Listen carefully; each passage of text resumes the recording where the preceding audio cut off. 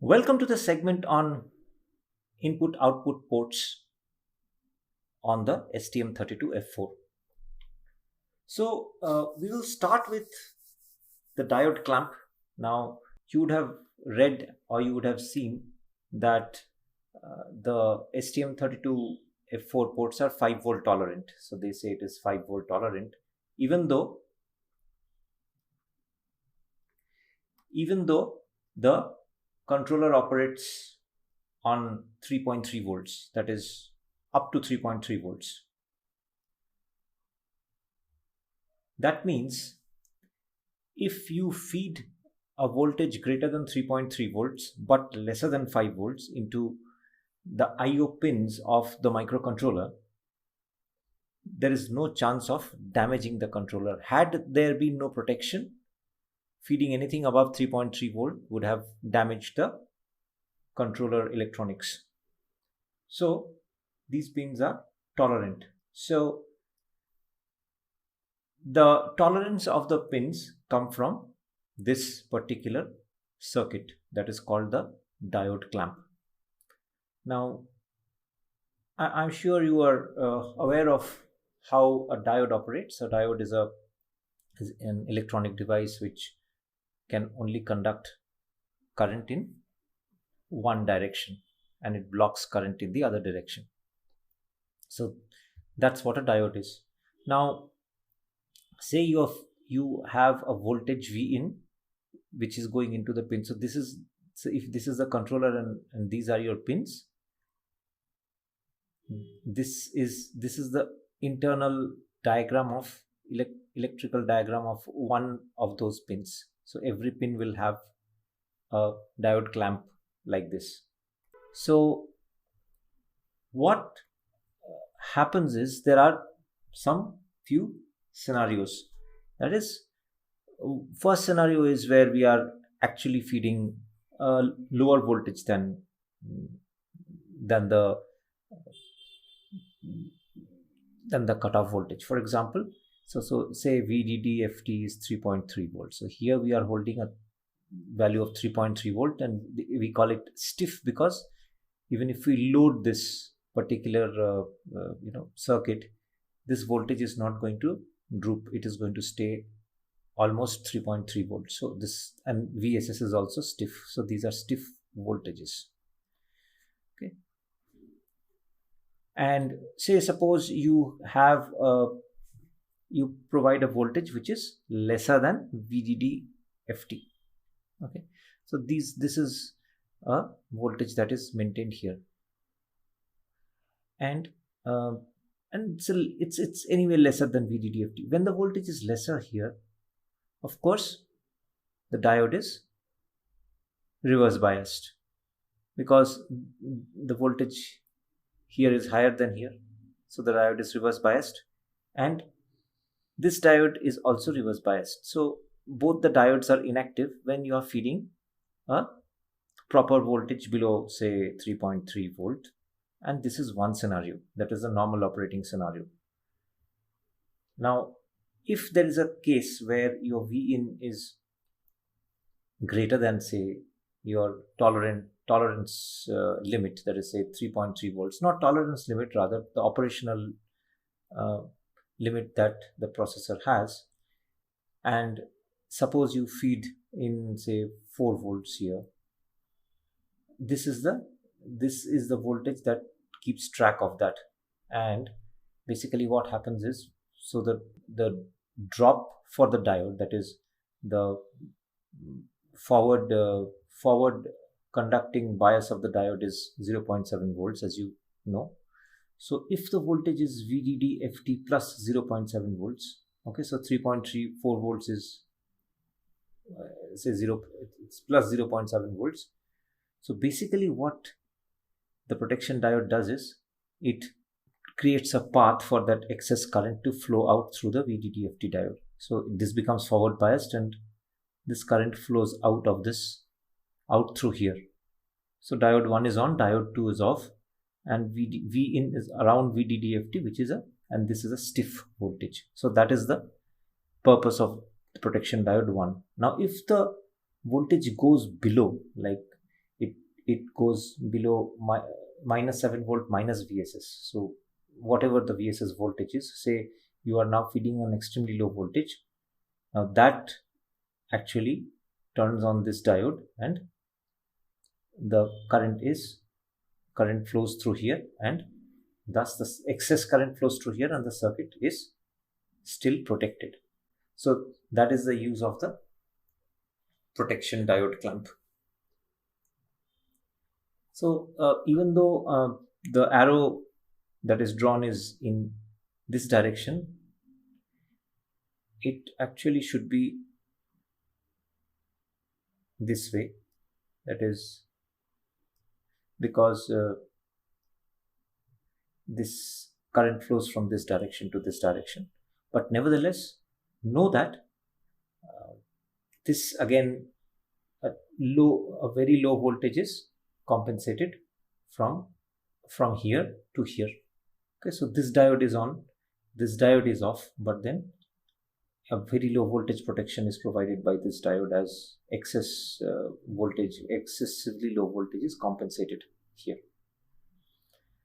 So this is how a protection diode clamp works for the IO pins in this controller. So lots of controllers will have this protection circuit, because of which, so these are three cases of the same, this is the same pin, but these are three scenarios where one's V in is normal, it's less, here it's greater than this one, here it is lesser than this value. The circuit is, but don't try to give very high voltages above 5 volts will again damage the circuit. So do not give any voltage above, so 5 volts. So if you are subjecting the pins to some TTL levels which are 5 volts, so you are safe. So don't worry about connecting 5 volts to any of the IO pins of this of the STM32 Discovery board. But nevertheless, if you can connect lower voltages, that is somewhere around 3.3 volts, that will ensure greater safety. So this is how your protection diode clamp works. Moving on, there is another electronic circuit called the Schmitt trigger, which is used in the IO port. Now, a Schmitt trigger device, okay, it is typically used in signal conditioning applications to remove noise from signals used in digital circuits, particularly mechanical contact bounce in switches. So when you have a mechanical switch, so you have a mechanical switch, push button switch, and this is a connection. When you close the switch, there is a ringing, there's an initial oscillation, after which the signal steadies actually. Okay, so this is called switch bouncing.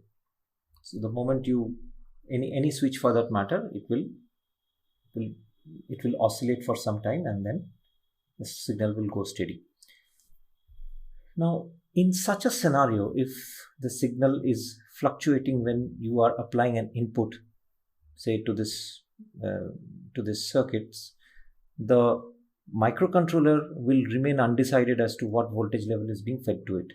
So you have an IO pin and there is a switch here, and you close the switch and you have some oscillations to begin with. Okay, so this might affect the reading of the microcontroller. You want it to be 1, but it will fluctuate between 0, 1, 0, 1 for some time, okay, before it steadies. Now, Schmitt trigger is a device which doesn't prevent the bounce, but it is clever enough to filter out the right signal from here if there is a bounce. So Schmitt trigger is an active circuit which converts an analog input signal to a digital output signal. So coming to the diagram here, so normally when there is an input signal going into the pin, as you can see, the waveform is going to fluctuate in the beginning, And what will happen is, if the Schmidt trigger was not present here, and if this was the point on the waveform where the input would be considered to be high, if there is a fluctuation like this, whenever it crosses this point in the positive or the negative direction, so if this point is taken to be the power on point, or this point is taken to be the logic 1 point, so every time it crosses here, it becomes a 1, but then when it comes down it becomes a 0, then it becomes a 1 0 1 0, okay, and then probably from here it becomes a 1 because the signal doesn't fall below the red line. So there is a fluctuation before the input is registered as continuous ones. So this is completely undesired behavior. We don't want it to happen this way.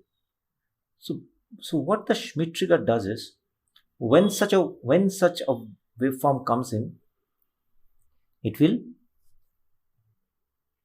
the switching on point, that is higher than what we saw previously. So maybe it will switch on at a higher voltage, close to 1 volt. Okay, so sorry, close to say 3.3 volt. Okay, that is where the switch on is going to happen. But the switch off, that is the signal turns off at a different level. Say this is 0.2 volts.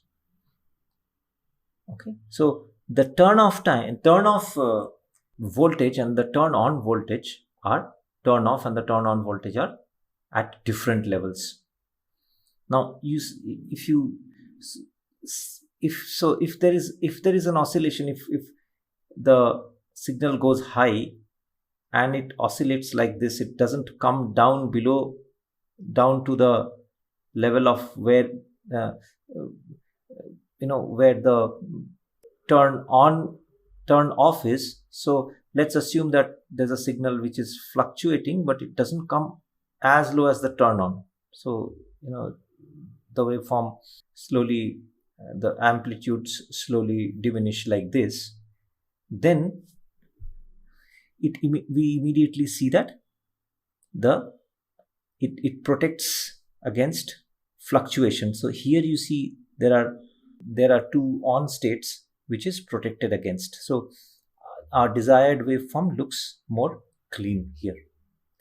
Now, this particular difference between the switch off and the switch on, this difference, the distance between these two lines, is called the hysteresis. And you would be seeing a lot of hysteresis curves, and the Schmidt trigger is actually denoted by a hysteresis sign only. So it's like a NOT gate with a hysteresis sign. So this means the Schmidt trigger basically, and the Schmidt trigger will provide you that hysteresis, so that your input waves are input is much cleaner than if you did not have a Schmidt trigger. So the input changes.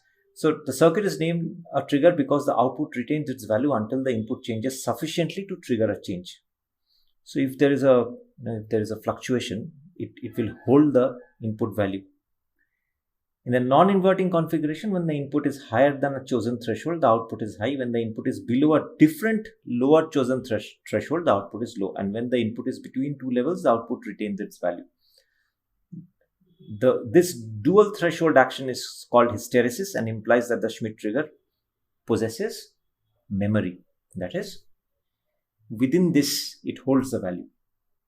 Okay, so if it fluctuates within these two lines, suppose it's powered on and it fluctuates within these two lines, it holds the value. So in a way, Schmidt trigger has memory. And Schmidt trigger is also an integral part of an input circuitry in a microcontroller. Even out the disturbances that come into the input pins. Okay, so, and one of the disturbances is the switch bounce that we spoke of.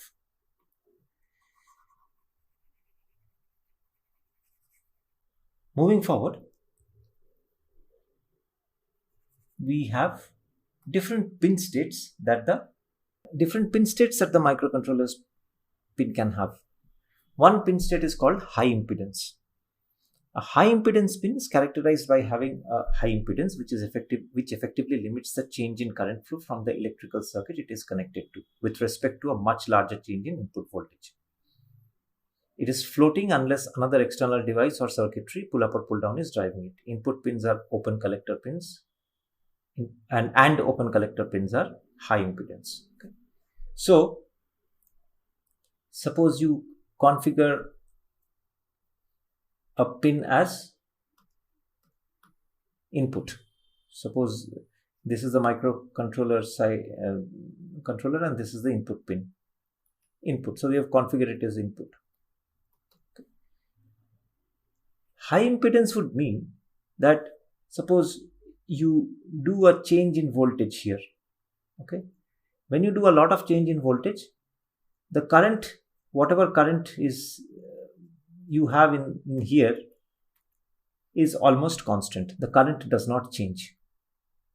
Okay. So if there is a change in input voltage, there is no change in current, and it is so we'll talk about what a floating pin is. So it is like a floating pin until there is some external circuitry controlling it. So input pins are open collector pins and are high impedance. Okay. So an input pin is a high impedance pin. In other words, impedance itself means that so if you have V equal to current into resistance, okay, resistance equal to voltage over current. Okay. Now, impedance is also can be also written as delta V over delta I. So delta V by delta I is a change in the value of voltage to change in the value of current. Okay. So how do you, so when you say you have a high, so if it's impedance, then let's not call it R, let's call it Z.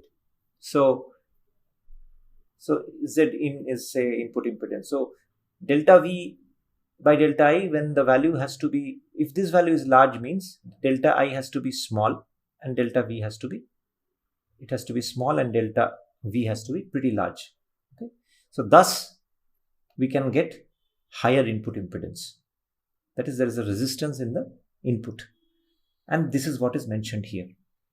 That is, there's a higher change in voltage amounts to a low change in current, thus the input impedance is high.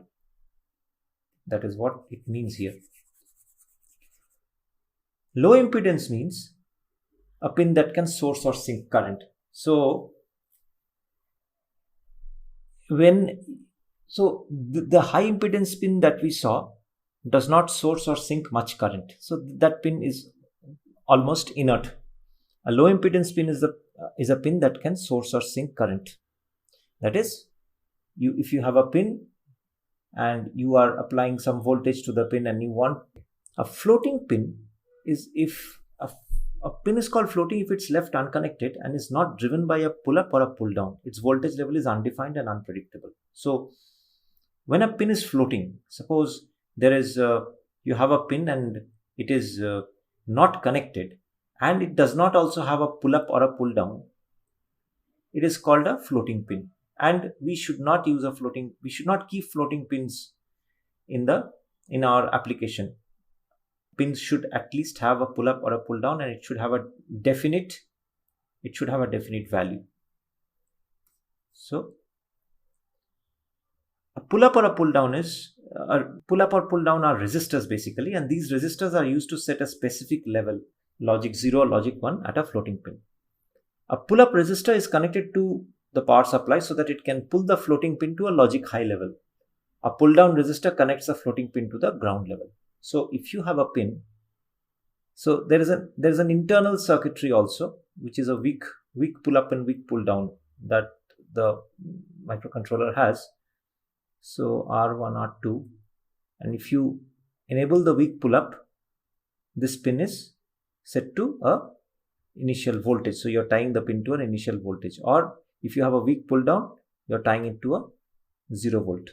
So this pin is called a pull up or pull down if you connect it to a voltage source through a resistor, of course, or you connect it pull down if you connect it to the ground through a resistor. So this is called pull up or pull down. Short circuits on digital pins or attempting to run high current devices from them can damage or destroy the output transistors in the pin or damage the entire SoC. So be careful. Short circuits on digital pins or attempting to run high current devices from them can. So do not try to drive devices which need a lot of current here. So you can maybe drive an LED, but don't try to drive something which needs high current. That's an absolute no-no. There has to be driver circuitry in the middle, and the controller should just be used to switch on the driver circuitry, which will in turn allow higher current to pass through them. But the controller must not be used to source or sink high current. Like I said, an LED, glowing an LED is fine, but more than that, a controller is incapable of driving anything higher than that. Now coming to a push-pull circuit.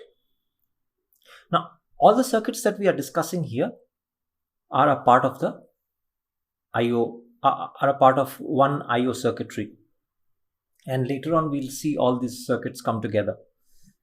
So a MOS push-pull circuit comprises of a PMOS and an NMOS transistor. Now till before this, we had talked about the different pin states.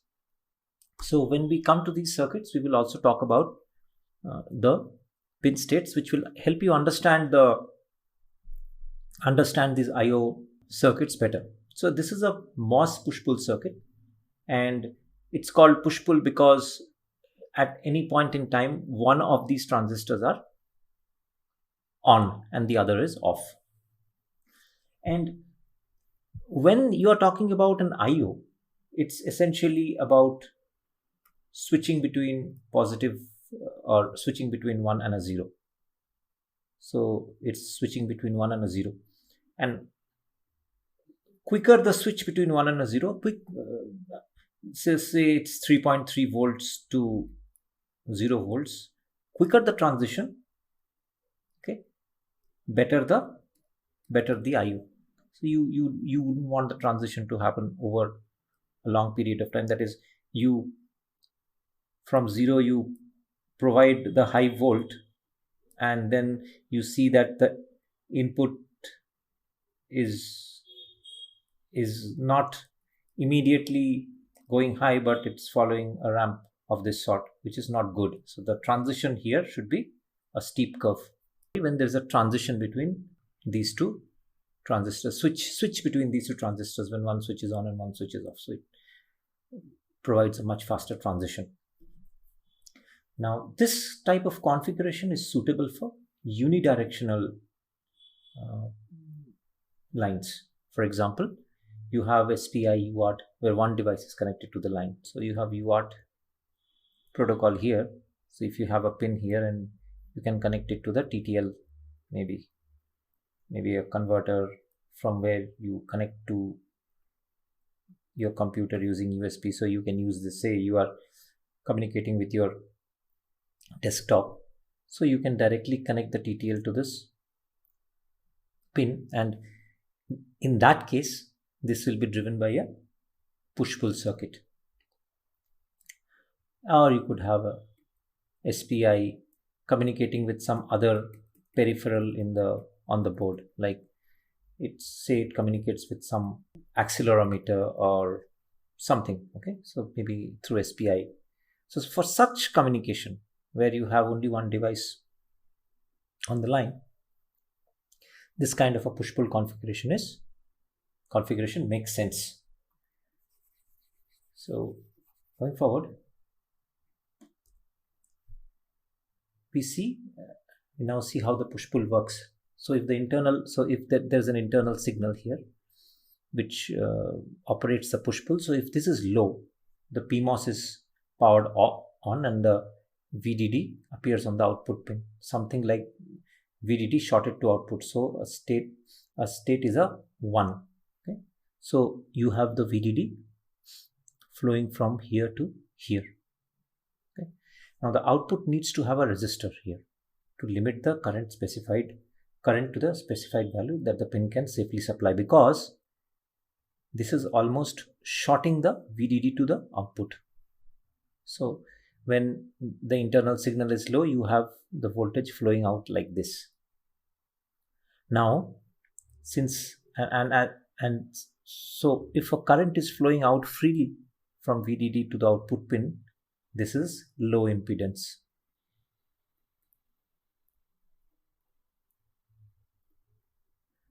So you understand what low impedance is now.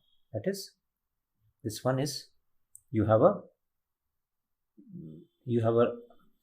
current that is flowing freely, and in fact you can short it. If you do not put a resistor of a proper value, you can overdraw from here and you can damage the circuit, like it says here. So this is low impedance again. So when the internal signal is low, this is the state where current flows from VDD to the output pin. Now this is an output.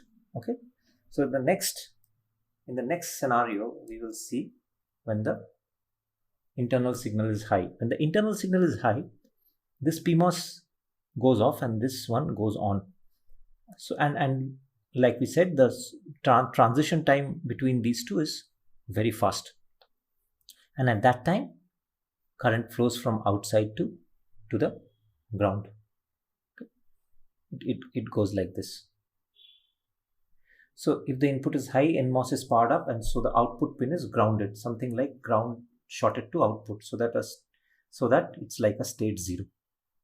Okay, so this is like 0. So output pin is at 0 now. Previously we saw that the output pin was at 1 because the current was flowing out. Now the current is flowing in. Even here it is a low impedance.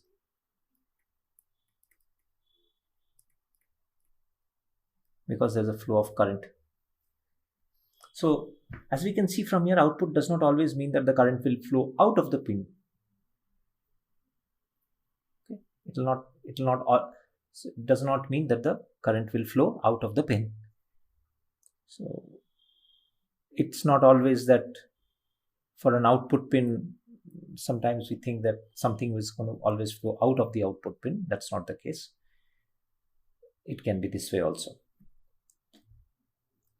So that's how the push-pull works. Now the push-pull is a configuration where you see that there is low impedance in both cases.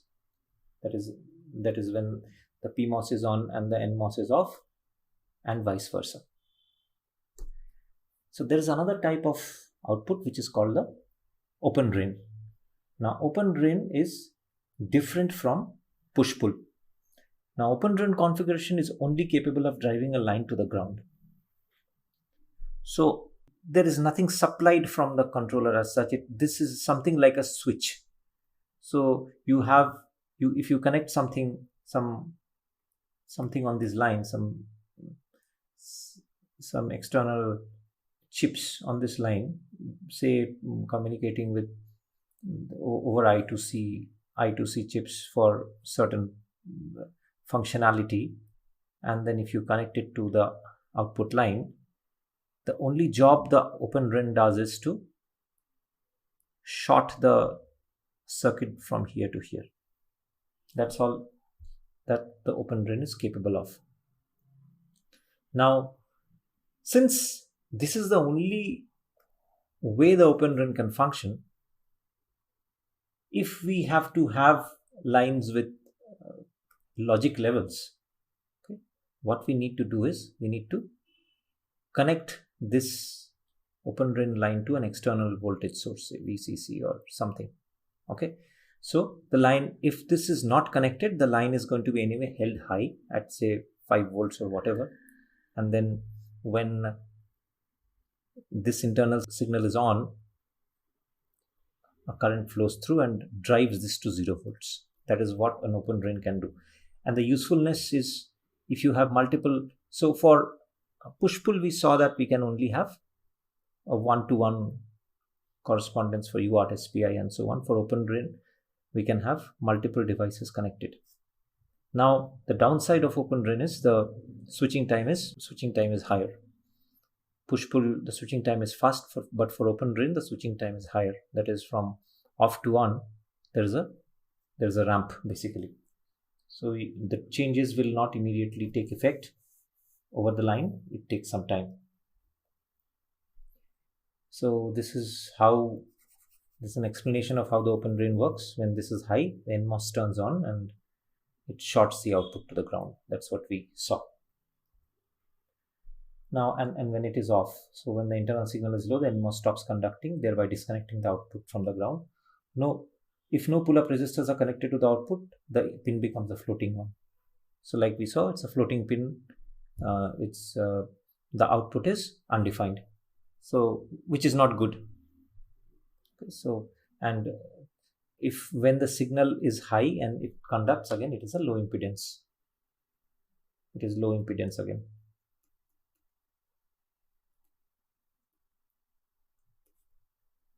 Okay.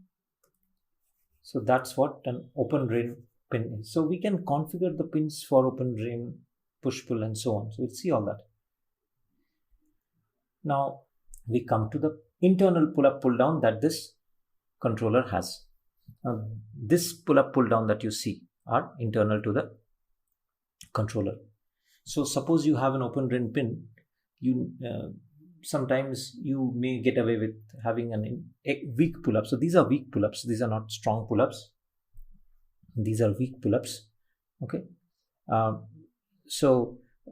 For example, so this STM32F411XC they have inbuilt weak pull-up and pull-down resistors which are configurable. So weak pull-up means these resistors are of high value. High value means, so when we say it's a weak pull-up, the weakness comes from the limited amount of current that it can supply. So when we say it's a weak pull-up, weak here means low current. Okay, so weak means low current in this case. So weak or high resistance pull-up, pull-down resistor is good because it will not require much current from the driving circuitry to work against the resistor. Batteries will thus last longer, parts can be smaller and don't get as hot. So if you have a weak pull-up, basically if you're holding a line at say 3.3 volt and you are passing that value through a high resistance, generally what happens is you consume less current. If you consume less current, if this is a battery operated embedded system, obviously less current would mean less battery drain. Okay, and obviously the parts will not get hot because the current flow is going to be limited. A strong or low resistance pull-up, pull-down resistor is preferred when the time constant formed by the load capacitance of an input gate capacitance and the PCB trace capacitance is small. So rise fall times will be short. So the downside of a weak pull-up is because the resistance is very high, you have something called as the RC time constant, which is going to be high. So basically when you feed in, when you are actually making any changes to these lines, there is going to be a delay between the transition from say 0 volt to 3.3 volt. Okay. Now that is for a weak pull-up. So that is a disadvantage of a weak pull-up. A stronger low resistance pull-up is preferred when the time constant found by the load capacitance, often the input gate capacitance and the PCB trace capacitance is small. So rise fall times will be short. Noise currents from unintended coupling and EMI will result in smaller noise voltages. Okay. So if you want the transition to be faster, then you have to reduce the resistance value, but the downside is it will draw more current. So there is always a trade-off here. and because for a strong pull-up it will result in smaller noise voltages. Now we'll just go through the pull-up pull-down functionality. So we have, if the upper base of this particular pull-up is made high, so a weak pull-up is activated. These pull-ups can be used for both inputs and open drain configurations. Now this one you can use for an input pin, and you can also use it for an open drain configuration. And if you make this low, then a pull-up is activated.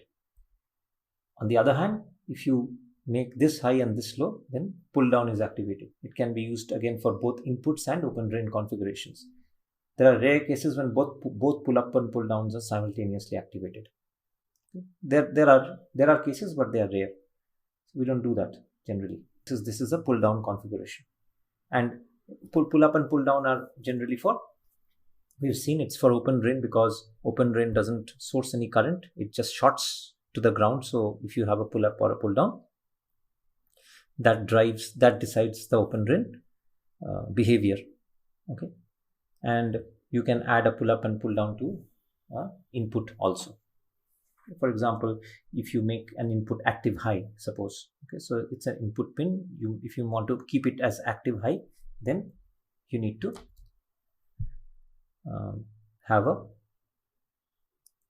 internally you have to activate the pull up to the input, so it's high, and then you ground it from outside, and then it becomes low.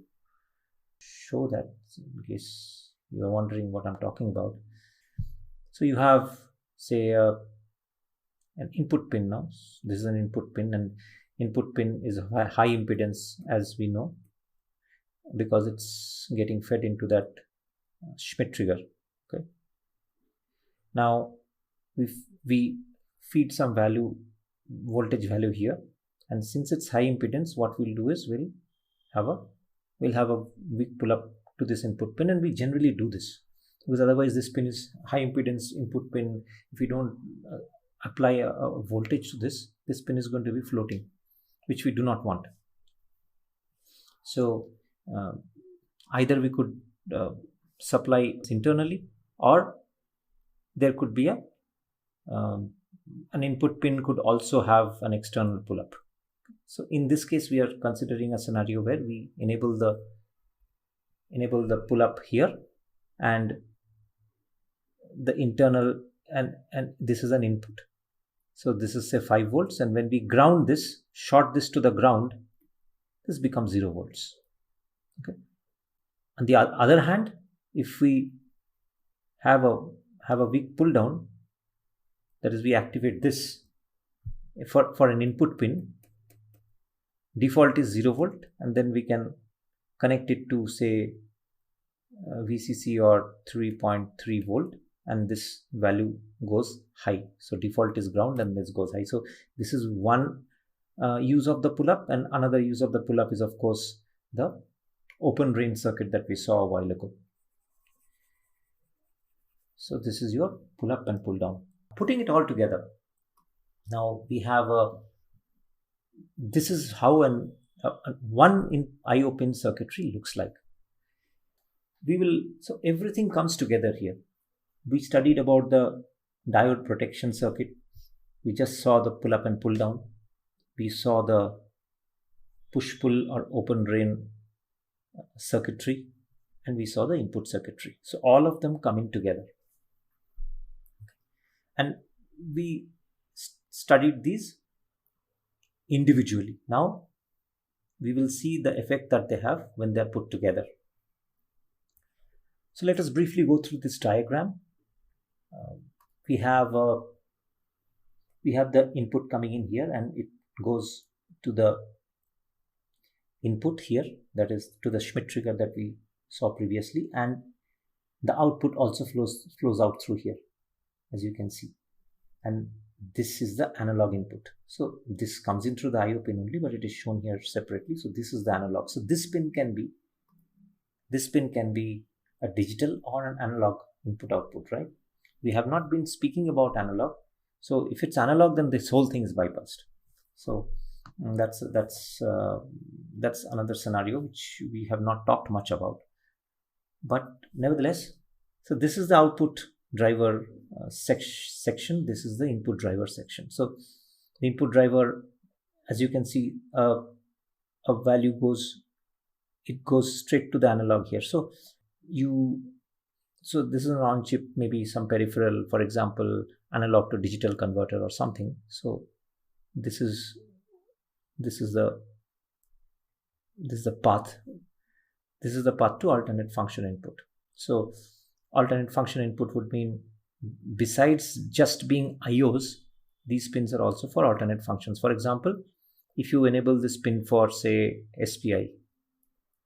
So SPI is an alternate function. Serial peripheral interface will be an alternate function for this particular pin, and then the path is going to be this for input. Otherwise, if it's just input output, then it will flow through here.